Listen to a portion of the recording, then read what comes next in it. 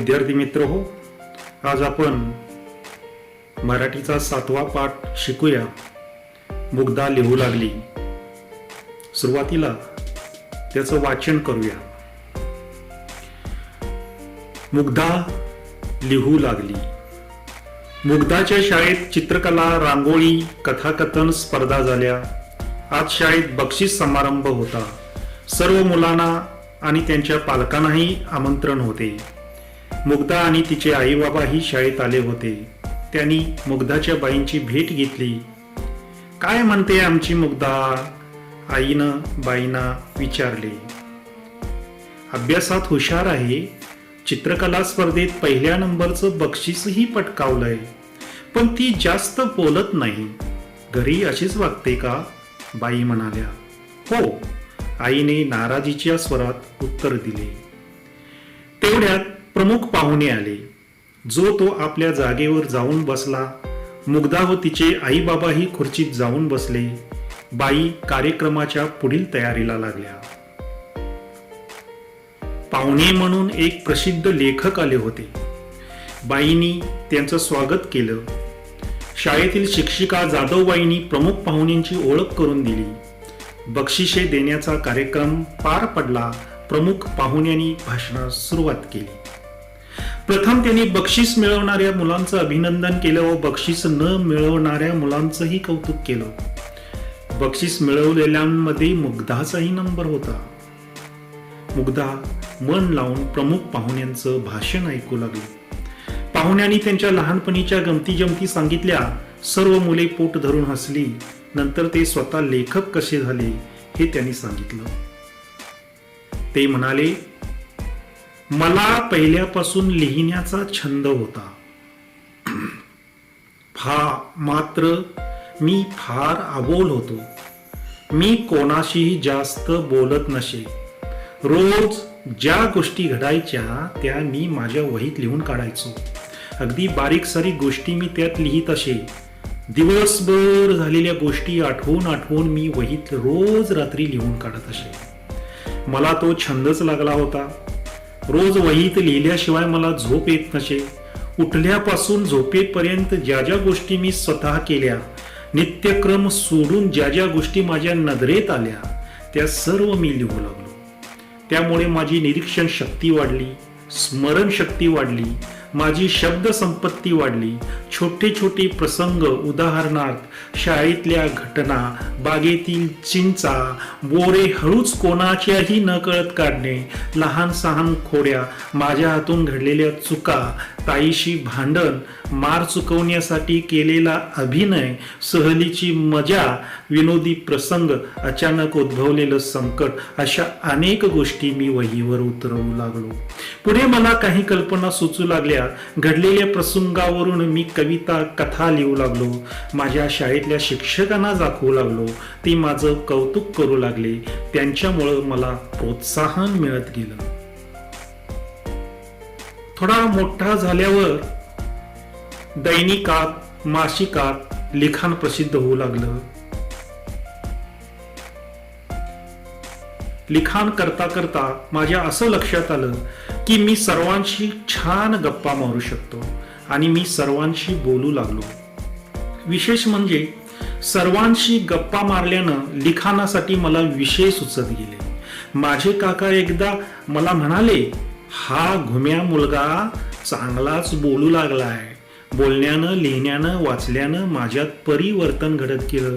माझ्या आयुष्यातला एक वेगळंच वळण मिळालं आणि मी साहित्यिक झालो. पाहुण्यांचे भाषण ऐकून मुग्धा अगदी मुग्ध झाली.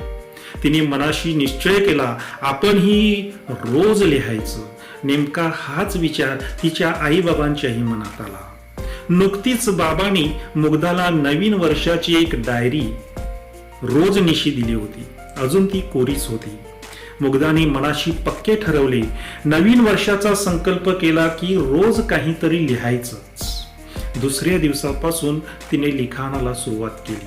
रोजच्या रोज तिच्या डायरीची पानं भरू लागली. आजीचं वर्णन, बाबांचं अभ्यास घेणं, भाऊशी भांडणं, मैत्रिणीचा वाढदिवस, आईची माया, तिच्या शिक्षिका, सुट्टीचा दिवस, अशा अनेक विषयांचं लेखन डायरीच्या कागदावर झरझर उतरू लागले. एखादी गोष्ट मनासारखी किंवा मनाविरुद्ध झाली की तीही कागदावर येऊ लागली. त्यामुळे तिची चूक ही तिला कळू लागली. आपोआप आई बाबांची, भावाची सुसंवाद घडू लागले. मुग्धाची अबोल कळी फुलायला लागली आणि गप्प गप्प राहणारी मुग्धा मोकळीपणाने बोलू लागली, लिहू लागली. निर्मला मठपती असा हा सुंदर पाठ आहे. मुग्धा लिहू लागली तो निर्मला मठपती यांनी लिहिलेला आहे. या पाठाचा थोडक्यात परिचय, अर्थ, स्पष्टीकरण पाहूया. मुग्धा ही तुमच्यासारखीच एक लहान मुलगी आहे. ती अभ्यासात हुशार होती. तिचा चित्रकला स्पर्धेत पहिला नंबर आला होता. पण ती अबोल होती.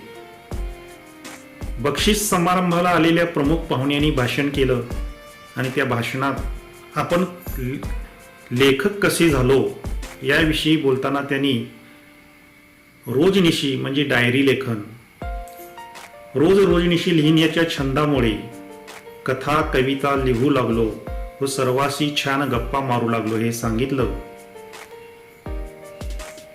हे मुग्धानं ऐकलं. त्यापासून तिनं बोध घेतला. पाहुण्यांचं भाषण मुग्धाला खूप आवडले. त्यातून बोध घेत तिनं रोज काहीतरी लिहिण्याचा संकल्प केला. ती सर्वांशी मोकळेपणानं त्या दिवसापासून बोलू लागली.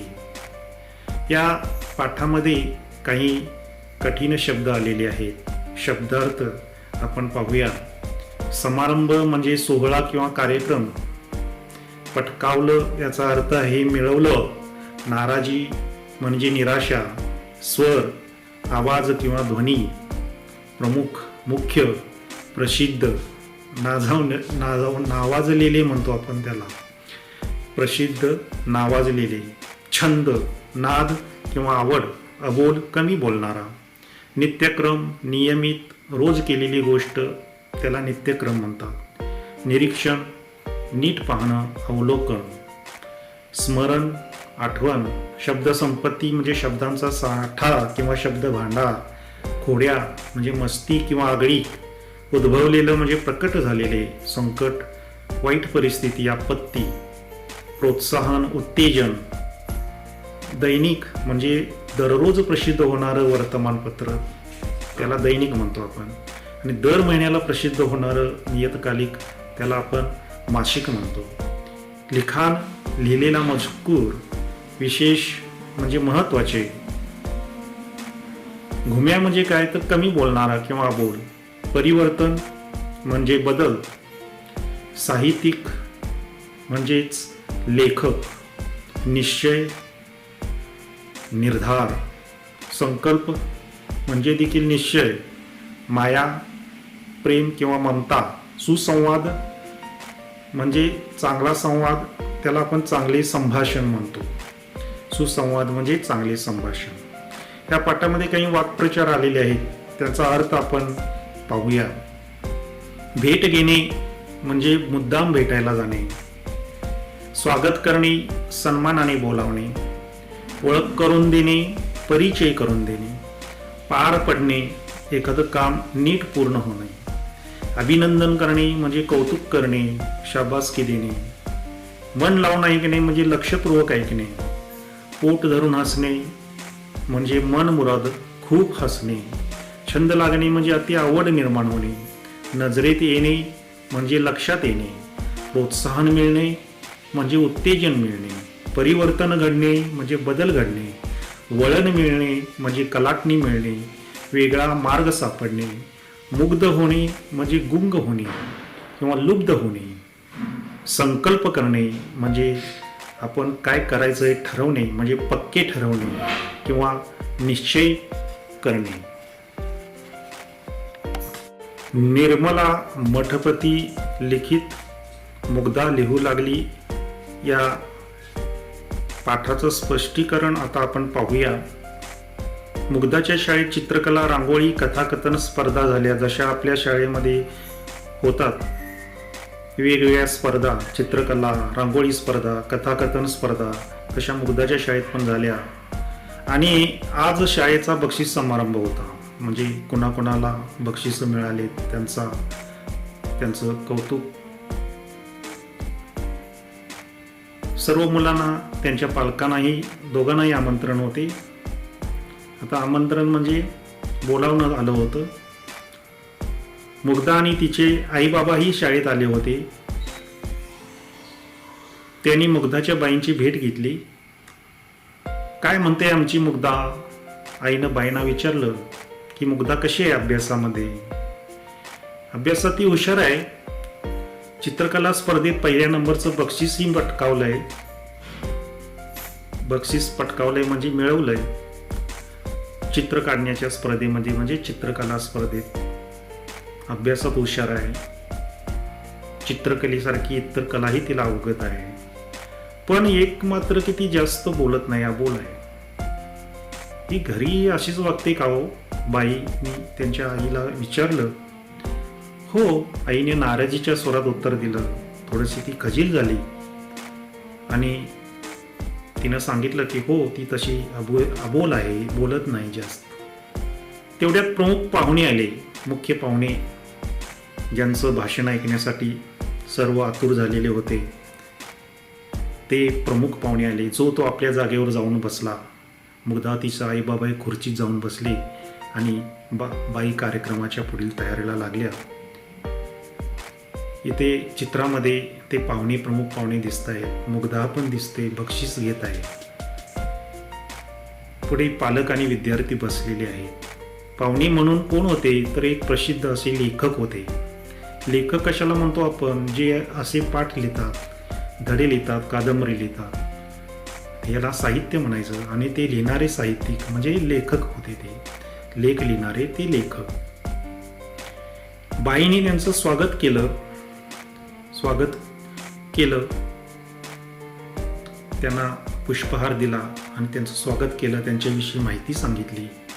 शाळेतील शिक्षिका जाधवबाई त्यांनी प्रमुख पाहुण्यांची ओळख करून दिली. प्रमुख पाहुणे कोण आहेत, कसे आहेत, त्यांची पुस्तकं कोणती प्रसिद्ध झालेली आहेत, ते लेखक म्हणून कसे आहेत. बक्षीस देण्याचा कार्यक्रम देखील पार पडला. काही ना का बक्षिसं वाटण्यात आली. त्यांचं कौतुक करण्यात आलं. तो बक्षीस समारंभ, त्याला आपण बक्षीस कार्यक्रम म्हणतो. प्रमुख पाहुण्यांनी भाषणास सुरुवात केली. ते जे काही बोलतात स्टेजवरती त्याला आपण भाषण म्हणतो, ते त्यांनी द्यायला सुरुवात केली. प्रथम त्यांनी बक्षीस मिळवणाऱ्या मुलांचं अभिनंदन केलं, शाबासकी दिली आणि न मिळवणाऱ्या मुलांचंही कौतुक केलं. कारण त्यांनी स्पर्धेत भाग घेतला होता. त्यामुळं बक्षीस मिळवलेल्यामध्ये कुणाचा? मुग्धाचा नंबर होता. मुग्धाला एक बक्षीस मिळालेलं होतं चित्रकलेचं. मुग्धा मन लावून म्हणजे लक्ष देऊन प्रमुख पाहुण्यांचं भाषण ऐकू लागली. पाहुण्यांनी त्यांच्या लहानपणीच्या गमती जमती सांगितल्या. लहानपणी ते कसे होते, तुमच्या एवढ्या वयाचे असताना, शाळेत असताना काही गमती जमती घडलेल्या होत्या, मजा, विनोद, घोड्या, हे सगळं त्यांनी सांगितलं. आणि सर्व मुले पोट धरून हसू लागली. नंतर ते स्वतः लेखक कसे झाले हे त्यांना सांगितलं. ते म्हणाले बोलताना की मला पहिल्यापासून लिहिण्याचा छंद होता, मात्र मी अबोल होतो. मला नाद होता तो लिहिण्याचा, म्हणजे लिखाण करण्याचा स्वतःहून. काय लिहित होते ते त्यांचे अनुभव लिहित होते, पण ते बोलत नव्हते जास्त, अबोल. मी कोणाशी जास्त बोलत नसे. रोज ज्या गोष्टी घडायच्या त्या मी माझ्या वहीत लिहून काढायचो. जो सकाळी उठल्यापासून ते झोपेपर्यंत जे चांगलं घडलेलं आहे आणि जे वाईट घडलेलं आहे ते दोन्ही पण त्या घटना ते वहीमध्ये जसंच्या तसं लिहून काढायचे. अगदी बारीक सारीक गोष्टी मी त्यात लिहित असे. कुणाला काय बोललो, कुठे गेलो, मी काय केलं, चांगलं केलं की वाईट केलं, हे सगळं म्हणजे बारीक सारीक गोष्टी. दिवसभर झालेल्या गोष्टी मग ते आठवायचे. आठवून रात्रीचे ते लिहित बसायचे. रोज वहीत रात्री लिहून काढत असे. मला तो एक छंद लागला होता, म्हणजे लिहिण्याचा. रोज वहीत लिहिल्याशिवाय मला झोपच येत नसे बघा. त्यांना तो छंद लागलेला होता. उठल्यापासून झोपेपर्यंत ज्या ज्या गोष्टी मी स्वतः केल्या, म्हणजे नित्यक्रम सोडून, रोजचं काम सोडून, नित्यक्रम म्हणजे रोज आपण ठरवलेलं काम जे असतं ते सोडून इतर ज्या काही महत्त्वाच्या गोष्टी आहेत त्या गोष्टी नजरेत आल्या, त्यांना आठवल्या, त्या सर्व मी लिहू लागलो. त्यामुळे माझी निरीक्षण शक्ती वाढली. आठवते वेळी आपली निरीक्षण शक्ती दुसऱ्या दिवशी वाढते. आपण काय कसं पाहतो ते आठवू लागतो आपण. स्मरणशक्ती म्हणजे आठवण्याची शक्ती, निरीक्षण शक्ती म्हणजे पाहण्याची शक्ती, अनुभवण्याची शक्ती. माझी शब्द संपत्ती त्यामुळे वाढली. त्या घटनेला, ते जे काही घडते त्याला कोणते शब्द वापरायचे याच्यातून त्यांची शब्द संपत्ती म्हणजे शब्द संग्रह वाढला. छोटे छोटे प्रसंग होते, काही वेळा घडत असतात उठल्यापासून झोपेपर्यंत. उदाहरणार्थ त्याने दिलेलं आहे, शाळेतल्या घटना घडतात. बागेतील चिंचा बोरे हळूच कोणाचे न कळत काढणे ही पण एक घटना आहे. लहान सहान खोड्या करतो आपण एकमेकांच्या. माझ्या हातून घडलेल्या चुका, ताईशी भांडण, ते भांडायचे, मार चुकवण्यासाठी केलेला अभिनय, नाटक करायचे, ते खोटं सांगायचे म्हणजे अभिनय, चुकवण्यासाठी मार, सहलीची मजा, सहल गेल्यानंतर किती कोणती मजा केली, विनोदी प्रसंग, काही हसण्याचे प्रसंग, अचानक उद्भवलेलं संकट. आपल्याला माहिती नसतं पुढं काय घडणार आहे. एखादं संकट म्हणजे अडचण उभी राहते, आपत्ती उभी राहते, उद्भवते, म्हणजे निर्माण होते अचानक. आणि त्यावेळी ते कसे वागतात हेही ते आठवू लागले. अशा अनेक गोष्टी मी वहीवर उतरवू लागलो म्हणजे लिहू लागले. पुढे मला काही कल्पना सुचू लागल्या, त्याच्यातून वेगवेगळे विचार सुचू लागले. घडलेल्या प्रसंगावरून मी कविता, कथा लिहू लागलो. आणि त्याच्यातूनच त्यांच्या लक्षात आलं की अशा घटना लिहिणं म्हणजे कथा लिहिणं. त्याच्यातून आपल्या तोंडून काही शब्द बाहेर पडतात, आठवले जातात, आणि शब्दांची जुळवाजुळव आपण करतो. त्याच्यातून कविता जन्म घेऊ लागल्या. माझ्या शाळेतल्या शिक्षकांना दाखवू लागलो ते, आणि ते माझं कौतुक म्हणजे शाबासकी देऊ लागले. आणि त्यांच्यामुळे मला प्रोत्साहन मिळत गेलं. प्रोत्साहन म्हणजे की आपण काहीतरी केलं पाहिजे अशी भावना मनामध्ये निर्माण होणं म्हणजे प्रोत्साहन मिळत गेलं, असं ते लेखक सांगतात. पुन्हा ते पुढे सांगतात की लेखक कसे झाले ते मोठे. थोडा मोठा झाल्यावर, कॉलेजमध्ये गेल्यानंतर किंवा मोठा झाल्यानंतर दैनिकात, मासिकात लिखाण प्रसिद्ध होऊ लागलं. ते लिहायचे, ते रोजच्या वर्तमानपत्रामध्ये, त्याला दैनिक म्हणतो आपण. महिन्याला प्रसिद्ध होणारं एक नियतकालिक असतं, त्याला आपण मासिक म्हणतो. लिखाण म्हणजे ते जे काही लिहायचे, कथा, कविता, साहित्य, ते प्रसिद्ध होऊ लागलं. लिखाण करता करता माझ्या असं लक्षात आलं की मी सर्वांशी छान गप्पा मारू शकतो, म्हणजे बोलू शकतो छानपैकी. म्हणजे अबोलपणा त्यांचा हळूहळू निघून गेला आणि ते सर्वांशी बोलू लागले. म्हणजे विशेष सर्वांशी गप्पा मारल्यानं लिखाणासाठी मला विषय सुचत गेले. आपण जर गप्पा मारू लागलो सर्वांशी तर प्रत्येकाचे वेगवेगळे अनुभव त्यांना ऐकायला मिळू लागले आणि त्याच्यातून त्यांची कथा तयार होऊ लागली. लेखनासाठी विषय सुचत गेले आणि शब्दसंपत्ती त्यांची अशी वाढत गेली. नेमकं शब्दामध्ये ते मांडणं यालाच लेखन म्हणायचं. आणि अनुभव, इतरांचे अनुभव, स्वतःचे अनुभव, यातून त्यांना लिखाणासाठी वेगवेगळे विषय, साहित्य मिळत गेलं. माझे काका एकदा मला म्हणाले, हा घुम्या मुलगा चांगलाच बोलू लागला आहे. घुम्या म्हणजे न बोलणारा, अबोल असा मुलगा एवढा कसा काय बोलू लागला आहे. तर बोलण्यानं आणि लिहिण्यानं, वाचल्यानं म्हणजे 3 गोष्टी पाहिजे, की बोलणं पाहिजे, इतराशी सर्वांशी गप्पा मारणं, लिहिणं पाहिजे, ते आपण सगळं काही लिहायचं, आणि पुस्तकं पण वाचली पाहिजे, वेगवेगळी कथा, कादंबऱ्या, चांगली पुस्तकं, लेख, गोष्टी. आणि हे वाचल्यानं माझ्यात परिवर्तन घडत गेलं त्या लेखकामध्ये. लेखक म्हणतात बोलण्यानं, लिहिण्यानं, वाचल्यानं परिवर्तन म्हणजे बदल घडत गेला. आणि माझ्या आयुष्याला एक वेगळं वळण मिळालं म्हणजे की काहीतरी करण्याची विशिष्ट शक्ती त्यांना मिळाली. आयुष्याला वेगळं वळण मिळालं म्हणजे त्याच्या आयुष्यामध्ये परिवर्तन घडलं, एका वळण चांगलं मिळालं, ध्येय मिळालं त्यांना, आणि ते मिळवण्यासाठी त्यांना मार्ग सापडला, त्याला वळण मिळालं म्हणायचं. आणि मी एक साहित्यिक झालो. साहित्यिक कोणाला म्हणतात? जे लेखक असतात, चांगलं लिहू शकतात आणि ते त्यांचं लेखन इतर वाचून प्रेरणा घेतात, असा चांगला लेखक, कवी, साहित्याला आपण कादंबरीकार, त्या सगळ्यांना मिळून साहित्यिक म्हणायचं. पाहुण्यांचं भाषण ऐकून मुग्धा अगदी मुग्धच झाली, नावाप्रमाणे मुग्ध झाली. मुग्ध म्हणजे झाली, मग्न झाली, त्याच्यामध्ये गुंग झाली. तिनं मनाशी निश्चय केला की आपण रोज लिहायचंच. नेमका हाच विचार तिच्या आईबाबांच्याही मनात आला की आपल्या मुलीनं पण, या मुग्धानं पण लिहायला पाहिजे.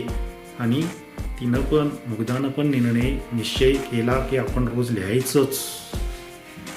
नुकतीच बाबांनी मुग्धाला एक नवीन वर्षाची डायरी म्हणजे रोजनिशी दिली होती. डायरी म्हणजे मराठीमध्ये रोजनिशी, इंग्रजीमध्ये डायरी असा शब्द आहे. रोज आपण जे लिखाण करतो त्याला रोजनिशी म्हणायचं. ती अजून कोरीच होती, म्हणजे काय लिहिलेलं नव्हतं त्याच्यामध्ये. नवीन वर्ष सुरुवात झालं की आपण डायरी विकत घेतो आणि त्याच्यामध्ये महत्त्वाच्या गोष्टी लिहित असतो आणि रोजच्या गोष्टी महत्त्वाच्या लिहित असतो. तसं आता जसं लेखक लिहायचे तसं रोज लिहायचं मुग्धानं ठरवलं. उठल्यापासून झोपेपर्यंत काय घटना घडतात, चांगल्या वाईट दोन्ही. मुग्धानं मनाशी पक्क ठरवलं, अगदी निश्चित केलं, नवीन वर्षाचा संकल्प केला, काहीतरी ठरवलं तिनं, निर्णय घेतला, चांगला संकल्प केला, मनामध्ये ठरवलं की रोज काहीतरी लिहायचंच. आणि दुसऱ्याच दिवसापासून तिने लिखाणाला सुरुवात केली. रोजच्या रोज तिच्या डायरीची पानं भरू लागलेली आजीच. मग ती काय काय लिहायची? आजीचं वर्णन, बाबांचं अभ्यास घेणं, भाऊशी भांडण, मैत्रिणीचा वाढदिवस, आईची माया, प्रेम, तिच्या शिक्षिका, सुट्टीचा दिवस कसा घालवला, अशा अनेक विषयांचं लेखन ते डायरीच्या कागदावर झर उतरू लागले. मुळातच ती हुशार होती आणि तिला लिहायला पण आवडत होतं, त्यामुळं झर उतरू लागले म्हणजे लिहून काढू लागली. एखादी गोष्ट मनासारखी हो किंवा मनाविरुद्ध जरी झाली तरीही ती कागदावर लिहू लागली. याचं कारण का? मनाविरुद्ध झाली की तिला तिची चूक लक्षात येऊ लागली, पुन्हा आठवत यावी, त्यामुळे तिची चूक तिला कळू लागली. आपोआप आईबाबाशी, भावाशी सुसंवाद घडू लागले, संभाषण घडू लागलं. अबोल जी होती, न बोलणारी, ती जास्त बोलू लागली, गप्पा मारू लागली. मुग्धाची अबोल कळी फुलायला लागली. जे कळीचं तिचं फूल झालं म्हणतो की नाही, तशा प्रकारे अबोल कळी जी होती ती फुलायला लागली, त्याचं फूल झालं, म्हणजेच ती उमलायला लागलं. उमलणे म्हणतो, म्हणजेच ती हसू खेळू लागली, गप्पा मारू लागली. अबोलचं रूपांतर फुलण्यामध्ये झालं आणि कळीचं रूपांतर फुलामध्ये झालं. आणि गप्प राहणारी, शांत राहणारी मुग्धा मोकळेपणानं बोलू आणि लिहू लागली. असा हा सुंदर पाठ निर्मला मठपती या लेखिकेने लिहिलेला आहे. म्हणजे निर्मला मठपती यांना पण आपण साहित्यिक म्हणतो, लेखिक आहेत त्या. समजलं? मुग्धा लिहू लागली या पाठावरील आपण आता स्वाध्याय पाहूया. एका वाक्यात उत्तरे लिहा असा प्रश्न आहे. खूप सोपी उत्तरे आहेत. मुग्धाच्या शाळेत कोणता समारंभ होता? मुग्धाच्या शाळेत बक्षीस समारंभ होता. समारंभाला प्रमुख पाहुणे कोण आले होते? समारंभाला प्रसिद्ध लेखक प्रमुख पाहुणे म्हणून आले होते. प्रसिद्ध लेखक प्रमुख पाहुणे म्हणून आले होते. बाबांनी मुग्धाला नवीन वर्षात काय दिले होते? बाबांनी मुग्धाला नवीन वर्षात एक डायरी म्हणजे रोजनिशी दिली होती. मुग्धाला आपली चूक का कळू लागली? एखादी गोष्ट मनासारखी किंवा मनाविरुद्ध झाली की मुग्धा ती कागदावर लिहू लागल्यामुळं तिला तिची चूक कळू लागली. मुग्धाने कोणत्या स्पर्धेत पहिल्या नंबरचं बक्षीस पटकावलंय? मुग्धाने चित्रकला स्पर्धेत पहिल्या नंबरचं बक्षीस पटकावले. मुग्धाचा स्वभाव कसा होता? मुग्धा अबोल होती आणि मुग्धाचा स्वभाव अबोल होता. प्रमुख पाहुण्यांना कोणता छंद लागला होता? प्रमुख पाहुण्यांना दिवसभर झालेल्या गोष्टी आठवून रोज रात्री वहीत लिहून काढण्याचा छंद लागला होता. प्रमुख पाहुण्यामध्ये कशामुळे परिवर्तन घडले होते? बोलण्याने, लिहिण्याने, वाचन केल्याने प्रमुख पाहुण्यामध्ये परिवर्तन घडले होते. मुग्धाने कोणता संकल्प केला? मुग्धाने रोज काहीतरी लिहिण्याचा संकल्प केला. आता तुम्ही तोंडी आहे, सांगा पाहू तुम्हाला कोणत्या स्पर्धेत बक्षिसे मिळाली? स्पर्धेत बक्षीस मिळवण्यासाठी काय करावे लागते हे तुम्ही सांगा. आता कोण कोणास म्हणाले बघा. चित्रकला स्पर्धेत पहिल्या नंबरचं बक्षीसही पटकावलंय, पण ती जास्त बोलत नाही असे कोण म्हणाले? त्यांच्या बाई मुग्धाच्या आईला म्हणाल्या. मला पहिल्यापासून लिहिण्याचा छंद होता असं कोण म्हणालं? असे प्रमुख पाहुणे विद्यार्थ्यांना म्हणाले. आणि मी एक साहित्यिक झालो असे प्रमुख पाहुणे विद्यार्थ्यांना म्हणाले. हा भूम्या मुलगा चांगलाच बोलू लागलाय असे प्रमुख पाहुण्यांचे काका प्रमुख पाहुण्यांना म्हणाले. काय म्हणते आमची मुग्धा असे मुग्धाची आई बाईंना म्हणाली. कंसात दिलेल्या शब्दापैकी योग्य शब्द निवडून वाक्य लिहा. कंसातले शब्द आहे संकल्प, अबोल, परिवर्तन, मुग्ध, मनाशी आणि गमती जमती. पहा पुस्तकामध्ये स्वाध्यायामध्ये. पाहुण्यांनी त्यांच्या लहानपणीच्या गमती जमती सांगितल्या.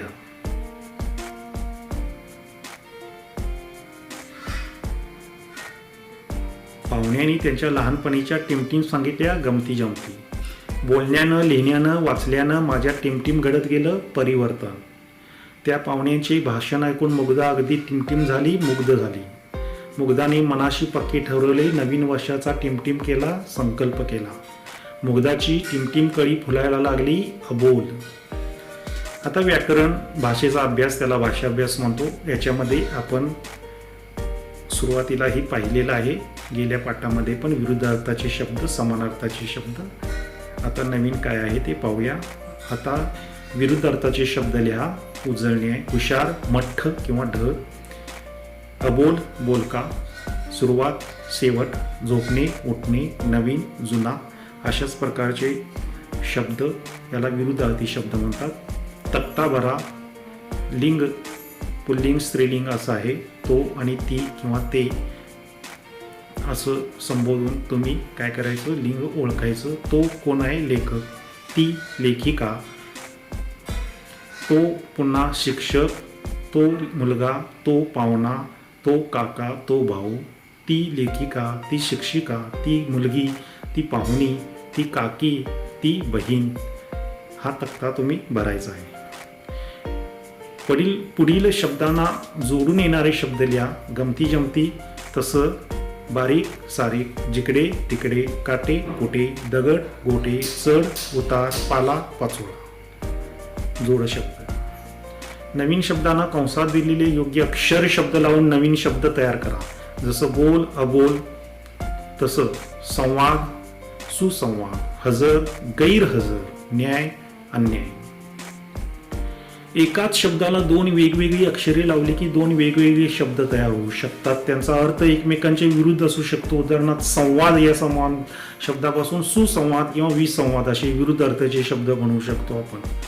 सु म्हटलं की सुसंवाद म्हटलं की चांगला संवाद, समानार्थी शब्द.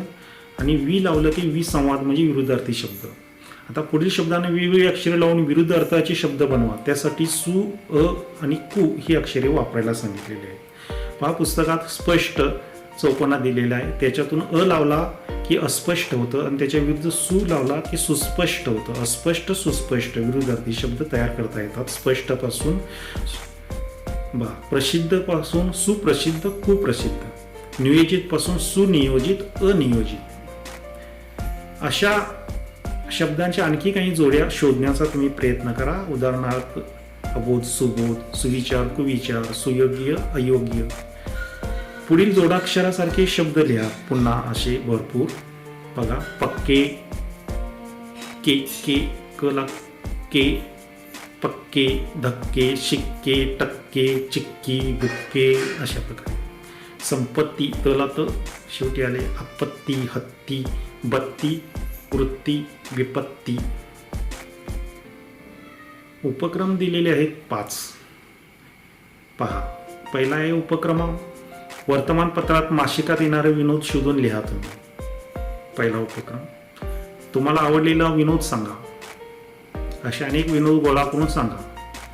तुमच्या आजूबाजूला घडणाऱ्या घटना प्रसंग लिहून वर्गाचं एक वर्तमानपत्र तयार करा रोजचं, आजचे बातमीपत्र म्हणून. आजूबाजूला म्हणजे गावात शाळेत घडणाऱ्या घटना प्रसंग त्याच्यामध्ये आले पाहिजे. तो एक उपक्रम आहे. तुमच्या आजूबाजूला कोण कोण राहते पहा. तुमच्या शेजाऱ्यांच्या किंवा कोणत्या विषयावर गप्पा मारता जाता का ते वर्गात सांगा. रोजनिशी लिहा किंवा दिवसात घडलेला एखादा प्रसंग सांगा. म्हणजे आपण डायरी घ्यायची रोजनिशी आणि रोज घडलेलं सगळं उठल्यापासून रात्रीपर्यंतच्या चांगल्या वाईट गोष्टी सगळ्या लिहायच्या. त्याला आपण रोजनिशी लेखन म्हणतो. उपक्रम पहा.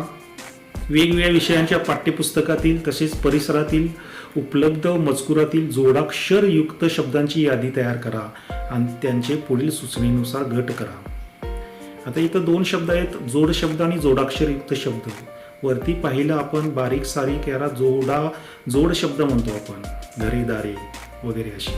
आणि जोडाक्षरयुक्त म्हणजे जोडलेले, य जोडून येणारे जोडाक्षराचे शब्द जसं वाक्य, धान्य हे जोडाक्षरयुक्त शब्द आहेत. गट 1 आणि गट 2 असे 2 गट केलेले आहेत. सूचनेनुसार गट तयार करा.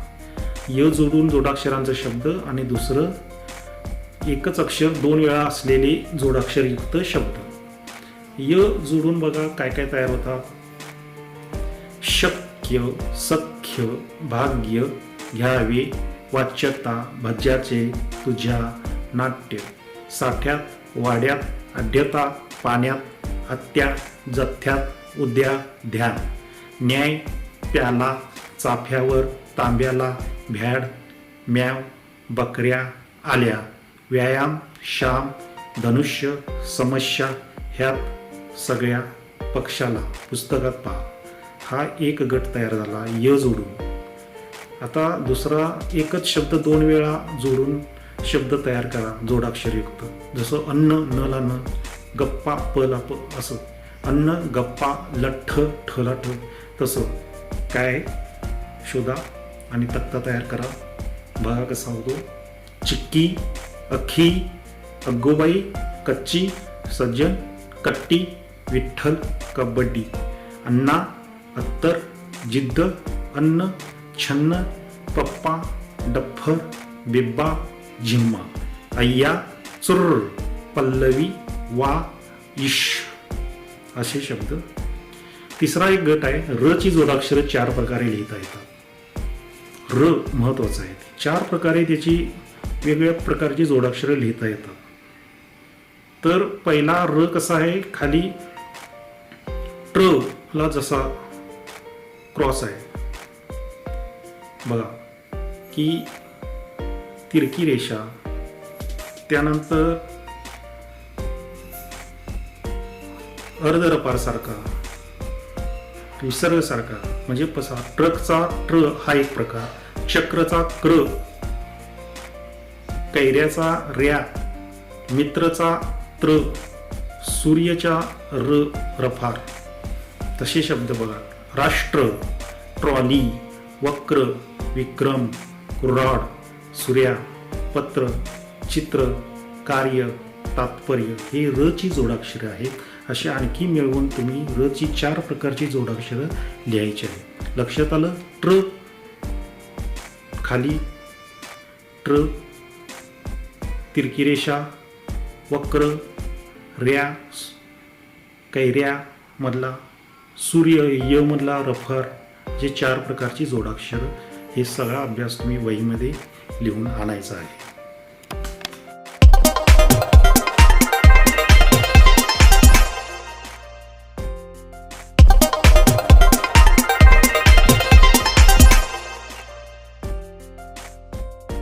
या अगोदर आपण जसं आम्ही बातमी वाचतो, आम्ही कविता करतो, आम्ही असे बोलतो, असे प्रकार पाहिले कृतीयुक्त. तसे आपण आत्ताचा एक प्रकार पाहायचा आहे. कोण बोलतंय ते आम्ही शोधतो. कोण बोलतंय ते आम्ही शोधतो. याच्यातून कुठलं व्याकरण आपल्याला शिकता येतं ते पहा. आपण एकमेकाशी बोलतो. समजा आपण 2-4 मित्र-मैत्रिणी एकत्र येऊन बोललो आणि ते लिहून काढलं तर कोण कोणते वाक्य बोललो हे कसं कळते, त्यासाठी कोण बोलवतंय हे लेखनातून स्पष्ट व्हावं म्हणून दुहेरी अवतरण चिन्ह असे चिन्ह वापरतात. दुहेरी अवतरण चिन्ह, त्यामुळे कोण काय बोलते ते समजायला मदत होते. दुहेरी अवतरण चिन्ह पाठ्यपुस्तक मध्ये चौकटीतील पहिला व दुसरा उतारा नीट पहा आणि वाचा. पहिला उतारा आहे आणि दुसरा उतारा आहे. पहिला उतारा वाचतो मी. मुलांनो, सगळी भरभर चाला, परिपाठाच्या आधी केंद्रशाळेत पोचायला पाहिजे. स्पर्धा सुरू होती लगेचच. पुढे गेलेल्या बाई मागे वळत म्हणाल्या. केंद्रस्तरीय खेळांच्या स्पर्धासाठी त्या शाळेतल्या मुलांना घेऊन निघाल्या होत्या. मयूर म्हणाला, मी डब्यात गुळाची पोळी आणली, मी अंड्याची पोळी चपाती आणली. जया म्हणाली, माझ्या डब्यात फोडणीचा भात आणि फोडणीची भाकरी आहे. सायना, अरे माझा डबा घरी विसरला, आता मी काय खाणार, मला उपाशीच राहावं लागणार बहुतेक. अभिजित चिंतेनं म्हणाला, का आम्ही आहोत की. सायना आणि जया एकदम बोलल्या, आणि मी पण. मयूर म्हणाला, बोलत बोलत सगळे केंद्रशाळेच्या दारात आले. बाईंनी हुश्य केलं. काय समजलं का कोण कसं काय बोललं? काहीच नाही, कारण याच्यात एकही कुठलंही अवतरण चिन्ह नाहीये, चिन्हच नाहीये. दुसरा उतारा पहा. दुहेरी अवतरण चिन्हात मुलांनो स्वल्पविराम, सगळी भरभर चाला पूर्णविराम, परिपाठाच्या आधी केंद्रशाळेत पोचायला पाहिजे पूर्णविराम, स्पर्धा पूर्ण होतील लगेचच पूर्णविराम, अवतरण चिन्ह पूर्ण.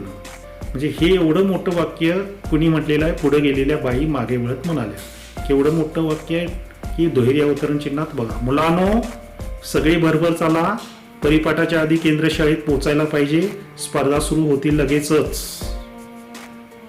म्हणजे आपल्याला कळतं की हे बाईंनी म्हटलेलं वाक्य आहे. कशामुळे कळतं?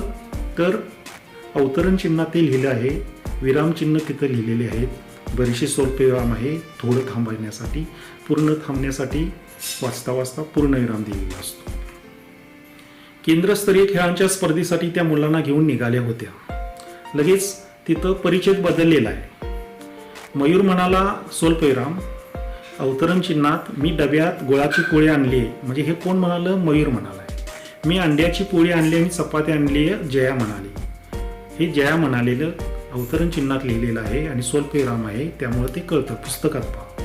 माझ्या डब्यात फोडणीचा भात आणि फोडणीची भाकरी आहे, स्वल्पविराम, अवतरण चिन्ह पूर्ण, सायना. म्हणजे सायनानं म्हटलेलं आहे. अरे माझा डबाच घरी विसरला, आता मी काय खाणार, मला उपाशीच राहावं लागणार बहुतेक. अभिजित चिंतेने म्हणाला. म्हणजे अवतरण चिन्हात लिहिलेलं आहे आणि त्याच्या पुढं अभिजित चिंतेने म्हणाला असं लिहिलेलं आहे. का? आम्ही आहोत की.